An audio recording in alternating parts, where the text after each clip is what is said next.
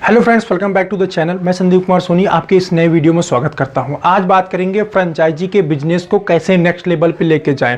हमारे बहुत सारे ऐसे फार्मा फ्रेंड हैं जो अपना बिजनेस खुद स्टार्ट किए हुए हैं, मींस फार्मा फ्रेंचाइजी लिए हुए हैं।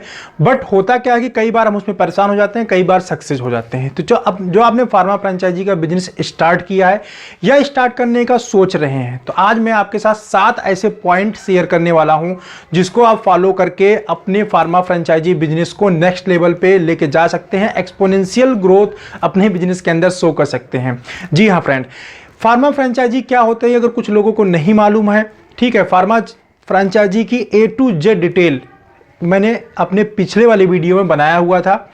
उस वीडियो को अगर आपने नहीं देखा हुआ तो उसका लिंक मैं डिस्क्रिप्शन में दे दूंगा। आप बिलो जो डिस्क्रिप्शन बॉक्स है यहाँ पे आप स्क्रॉल करके देख लीजिए, उसमें वीडियो का लिंक मैंने दे दिया है।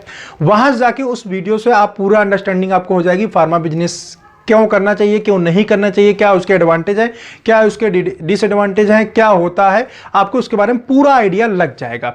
यहां पे हम बात करेंगे कि कौन से ऐसे पॉइंट्स हैं या किन बातों का ध्यान रखा जाए जिससे अपने बिजनेस को हम नेक्स्ट लेवल पे लेके जाएं। चलिए शुरू करता हूं। पहला पॉइंट, सबसे पहला जो पॉइंट है वो है कंपनी सिलेक्शन।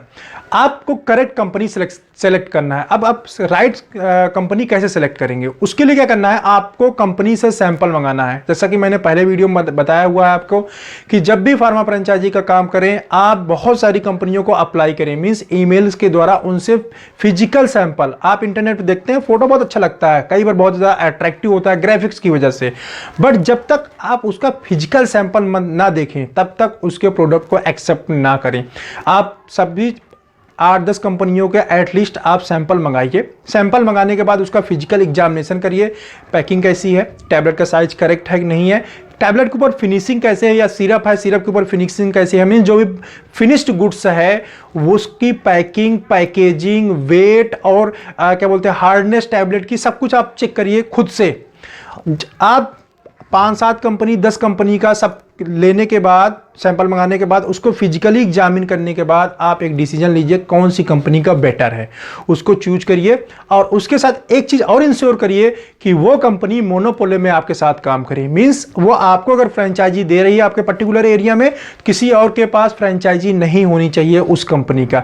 ऐसा नहीं आपकी एरिया में आपके हेडक्वार्टर पे आपको भी दे दिया और किसी और को भी वो कुछ प्रोडक्ट आपको दे दिया, कुछ प्रोडक्ट किसी और को दे के वो बेच रही है, ऐसा नहीं होना चाहिए। हमेशा मोनोपोली में ही काम करें, इस चीज को इंश्योर करें।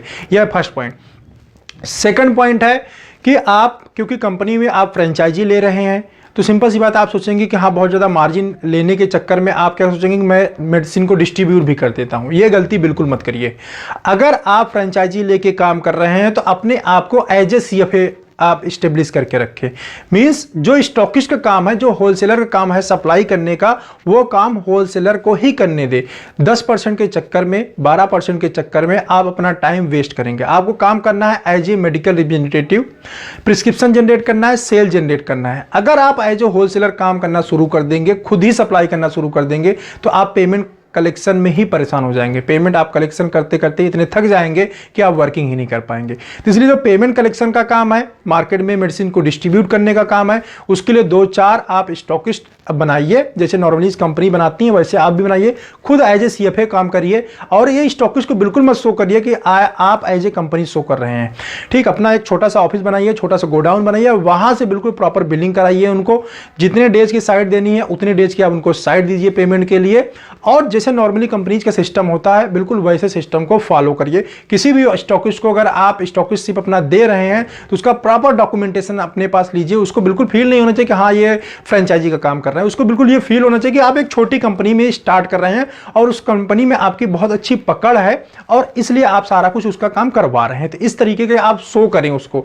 अदरवाइज क्या होगा, आपसे फिर वो मार्जिन की बात करना, आप 10% स्टॉकिस्ट मार्जिन होता है जनरली, और आपसे वो ज्यादा मार्जिन की बात करेगा। तो सेकंड पॉइंट ये है कि खुद एज ए CFA या डिस्ट्रीब्यूटर की तरह काम करें, एज ए स्टॉकिस्ट काम करने की कोशिश बिल्कुल भी मत करें। तीसरा पॉइंट होता है प्रोडक्ट का सिलेक्शन। जो भी प्रोडक्ट की आप फ्रेंचाइजी ले रहे हैं, कोशिश करिए कि आप एक पर्टिकुलर स्पेशलिटी में काम करिए, जिस स्पेशलिटी का आपका एक्सपीरियंस है। अगर आपने डर्मा में काम करके डर्मा के डॉक्टर से अच्छे रिलेशन बनाए हुए हैं तो डर्मा का प्रोडक्ट लीजिए, क्योंकि अगर आप किसी अदर स्पेशलिटी में या देखेंगे यार ये वाला प्रोडक्ट ज़्यादा बिक रहा है इसका ले लेते हैं, वो प्रोडक्ट ज़्यादा पीपीआई ज़्यादा बिक रहा है चलो पीपीआई ले लेते हैं, एंटीबायोटिक ज़्यादा बिक रहा है एंटीबायोटिक ले लेते हैं। अभी क्या उसके बारे में आपने नॉलेज आपको है नहीं, क्योंकि आपने उस सेगमेंट में काम नहीं किया है। साथ ही साथ क्या उस सेगमेंट के डॉक्टर से आपका रिलेशन नहीं है। अब प्रोडक्ट आप लेके आएंगे तो आप क्या होगा, बिल्कुल परेशान हो जाएंगे सेल करने के लिए, क्योंकि मार्केट के अंदर कंपटीशन ऑलरेडी बहुत ज्यादा है। तो इसलिए आप जिस सेगमेंट में आपने काम किया हुआ है, जिस सेगमेंट का आपको एक्सपीरियंस है, उसी सेगमेंट का आप फ्रेंचाइजी प्रोडक्ट लीजिए। और इसके बाद नेक्स्ट पॉइंट में आ जाता है फिर डॉक्टर का सिलेक्शन। जिस स्पेशलिटी के आप प्रोडक्ट ले रहे हैं उसी स्पेशलिटी के डॉक्टर के ऊपर फोकस करिए। ऐसा मत देख करिए कि आप सपोज डर्मा के प्रोडक्ट आपने लिए हैं या गैस्ट्रो के प्रोडक्ट लिए या न्यूरो के लिए हैं तो आप किसी जीपी के पास या किसी छोटे डॉक्टर के पास चक्कर काटना स्टार्ट करिए। थोड़ा सा अपने अंदर पेशेंस रखिए, जिस स्पेशलिटी में लिए हुए हैं उसी स्पेशलिटी के डॉक्टर के पास जाइए और अपने वर्क में कंसिस्टेंसी रखिए।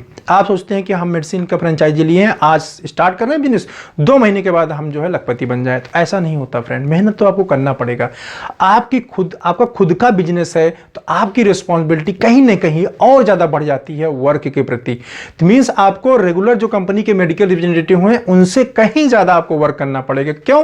क्योंकि अगर वो काम नहीं करेंगे उनकी सैलरी फिक्स है, सैलरी आएगी, बट अगर आप काम नहीं करेंगे, आप कंपनी के मालिक हैं, अगर आप काम नहीं करेंगे तो आपकी सेल रिड्यूस होगी और आपको इफेक्ट करेगी। तो ये हो गया चौथा पॉइंट कि डॉक्टर का जो सिलेक्शन है वो प्रॉपर होना चाहिए। और प्रॉपर डॉक्टर लिस्ट बनाइए। ऐसा नहीं सारे डॉक्टर के पास लेके घूम रहे हैं, पर्टिकुलर लिस्ट बनाइए, जैसे प्रॉपर कंपनी का काम होता है वैसे लिस्ट बनाइए।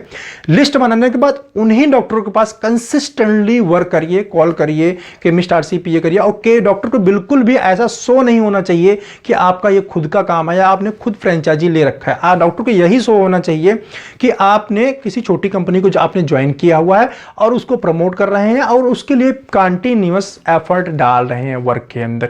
ठीक है कि डॉक्टर को बिल्कुल भी शो नहीं होना चाहिए। पांचवा पॉइंट है, सबसे इंपॉर्टेंट है डील पॉलिसी। होता क्या कि जब हम फ्रेंचाइजी लेके आते हैं हमें बहुत सस्ते में मिलता है। जब हम फील्ड के अंदर जाते हैं तो हमारे दिमाग में क्या चल रहा होता है कि यार हमें तो बहुत सस्ता मिलता है, चलो कोई 20% डील मांग रहा है चलो दे देते हैं, 50% पेमेंट्स अच्छा कर रहा है चलो उसको दे देते हैं। तो ऐसा नहीं करना है फ्रेंड। इमीडिएट आपको डील नहीं देना है कभी, चाहे वो डॉक्टर की बात आए चाहे वो केमिस्ट की बात आए। थोड़ा सा अपने आप को रजिस्ट करिए। आप 2-4-5 विजिट या कह सकता हूं मैं 2-4-5 महीने टाइम दीजिए, जैसे रेगुलर कंपनीज का काम होता है। आप अगर डील देना चाहते हैं तो फिक्स डील दीजिए कि 10% हम देंगे, सभी पे ओपन डील देंगे। फिर उसमें कोई भी इफ एंड बट नहीं होना चाहिए।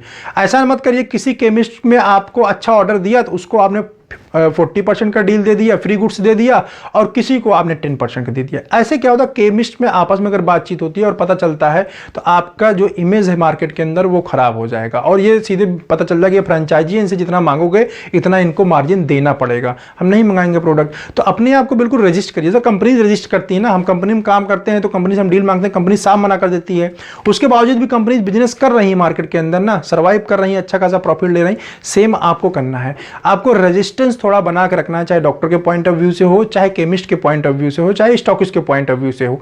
डील डिस्काउंट में बिल्कुल स्ट्रिक्ट रखिए। आप ऐसा मत मानिए कि आपको बहुत ज्यादा प्रॉफिट हो रहा है तो सबको बांटना शुरू कर देंगे, क्योंकि अल्टीमेटली अगर आप बांटना शुरू कर देंगे प्रॉफिट को, लास्ट में आप निगेटिव में चले जाएंगे कैलकुलेशन के हिसाब से।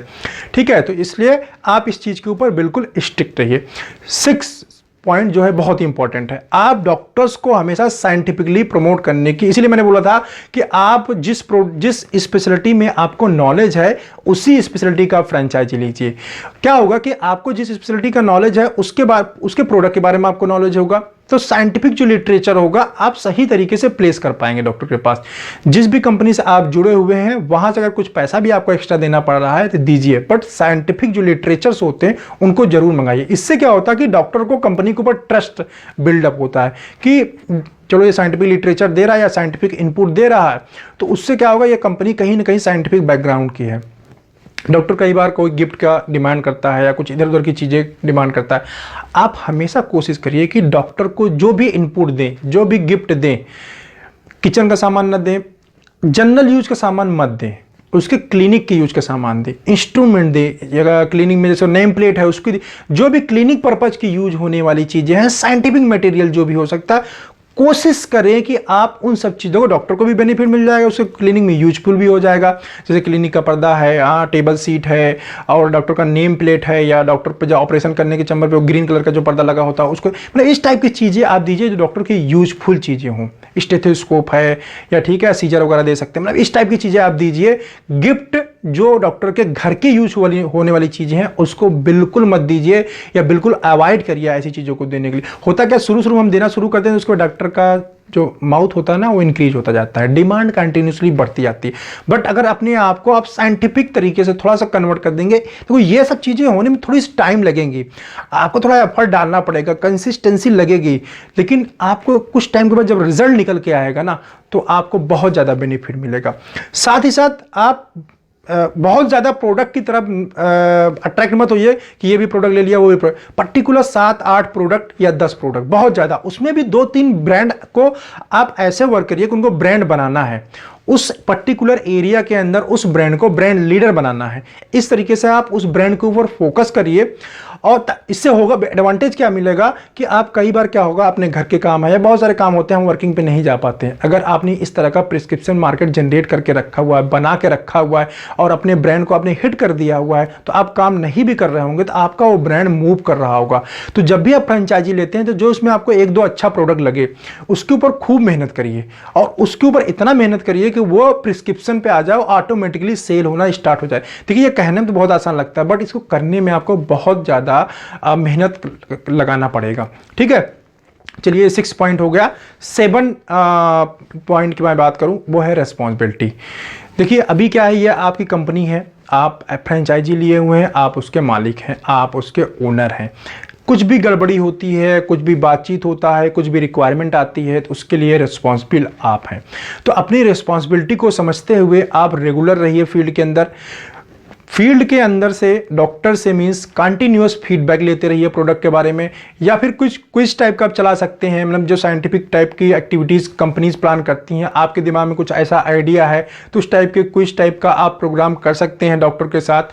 हाँ, डॉक्टर के साथ अगर आप सीएमई वगैरह, आपके पास थोड़ा बजट है, सीएमई वगैरह किसी टॉपिक के ऊपर करवा सकते हैं तो सीएमई कराइए जो डॉक्टर्स का, या फिर आप राउंड टेबल मीटिंग करा सकते हैं तो राउंड टेबल मीटिंग करिए, छोटा मोटा कैंप ऑर्गेनाइज कर सकते। मींस जो एजुकेशनल और पेशेंट के बेनिफिट के लिए चीजें होती हैं उसको आप कंटिन्यूअस करने के लिए कोशिश करिए। लेकिन साथ ही साथ ये भी ध्यान रखिए ऐसा ना हो कि आपके बजट बहुत ज्यादा खर्च हो जाए।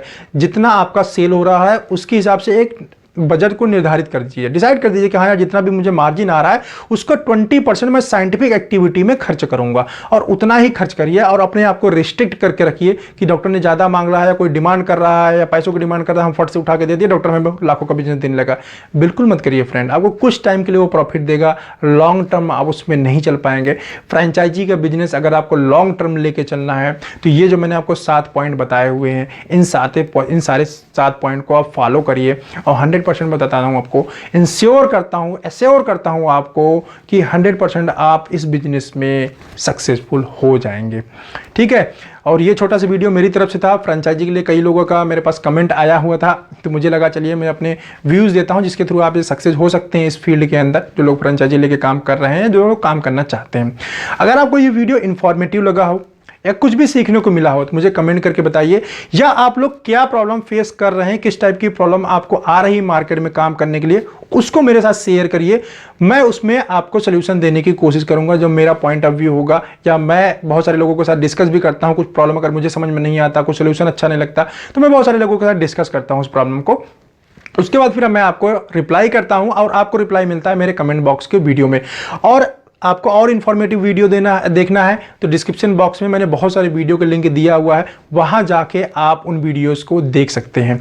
और इस वीडियो को देखने के लिए आपका बहुत बहुत धन्यवाद। वीडियो अच्छा लगा हो तो एक लाइक कर दीजिएगा जिससे मुझे मोटिवेशन मिलता है, और ऐसे वीडियो मैं कंटिन्यूस बनाता रहूँगा आप लोगों के लिए। Thanks for watching this video.